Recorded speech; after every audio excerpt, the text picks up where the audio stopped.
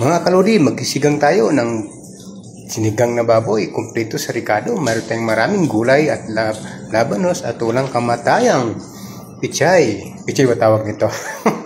Ayan, ilagay na natin kasi malambot na ang ating karning baboy.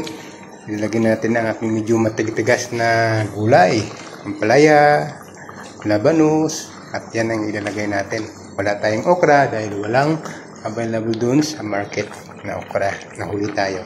At ang nilagay ko lang dito yung tamarind paste kasi wala tayong sinigang sampalok, wala tayong yung powder, kaya dami-damihan na lang natin yung ating tamarind paste para naman mas masarap pag talagang asim na kilig ka sa asim. Ayun ang masarap na masarap. Ayan, dinamihan ko na para mas masarap pa talaga ang ating sinigang ngayong baboy. Ayan, halo-halo na natin ng konti at mayang konti isusunod na natin ang ating walang kamatayang pichay. Ayan, isusunod na natin at hindi ko na ginayat kasi kukupis lang naman to pag nakuluan.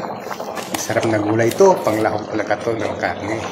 Ayan, tapos takpan lang natin, antayin lang natin na kumulo pa ng 3 minuto. Ayan, pindutin lang natin sa sandok para magkasya doon.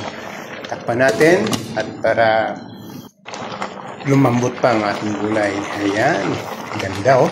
Amoy na amoy ko talagang sinigang sampalok. Tara mga kalodi, kain na tayo. Tamang-tama, nagugutom ako.